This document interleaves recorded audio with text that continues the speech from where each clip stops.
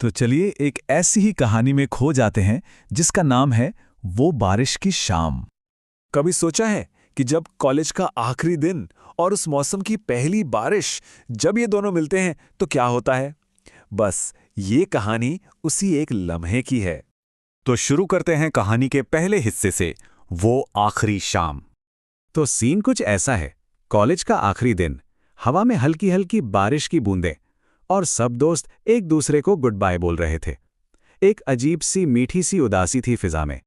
लेकिन उस पूरी भीड़ में एक शख्स था जिसकी निगाहें कहीं और ही थीं, किसी को ढूंढ रही थीं।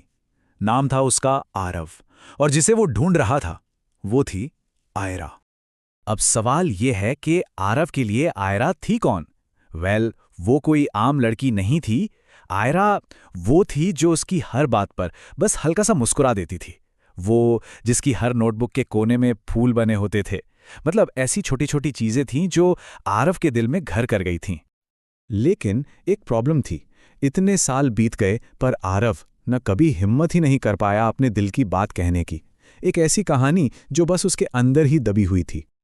और बस यहीं से कहानी अपने दूसरे पड़ाव पर आती है, दिल की कश्मकश। उस आखिरी दिन उसके अंदर से बस एक ही आवाज आ रही थी, एक ऐसी आवाज जिससे अब वो इग्नोर नहीं कर सकता था। मन में बस यही चल रहा था, अगर आज नहीं बोला ना तो फिर कभी नहीं बोल पाऊंगा। समझ लीजिए, यही वो मोमेंट था जहां सब कुछ बदलने वाला था। और बस इस एक ख्याल ने उसके अंदर जैसे हिम्मत भर दी। उसने और कुछ नहीं सोचा, सीधा कैंपस के गेट की तरफ दौड़ लगा दी। अब जो होगा देखा जाएगा, आर या पार। और अब आते हैं कहानी के सबसे इंपॉर्टेंट मोड़ पर, हिम्मत का वो पल। तो गेट पर आयरा बस अपनी स्कूटी स्टार्ट करने ही वाली थी कि पीछे से आके आरव ने उसका हाथ पकड़ लिया। जरा इमेजिन कीजिए उस पल को, वक्त जैसे बिल्कुल रुक सा गया हो। उस घबराहट और हिम्मत के बीच ना आरव के मुंह से बस इतने से लफ्ज निकले, एक मिनट रुक जाओ, कुछ कहना है।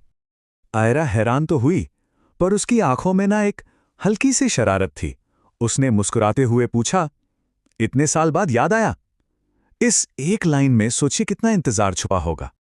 और आरव ने भी पूरी ईमानदारी से कह दिया, हाँ, क्योंकि अब तेरे बिना जाने का मन नहीं है। और बस इसके साथ ही सालों की खामोशी टूट गई। और इसी के साथ शुरू होता है कहानी का सबसे खूबसूरत हिस्सा, बारिश वाला इजहार। आरव की ये बात सुनते ही आयरा की आंखें हल्की सी नम हो गईं, और एक मुस्कान के साथ उसने कहा, तो पहले क्यों नहीं कहा बेवकूफ? मतलब साफ था, एहसास एक तरफा नहीं थे।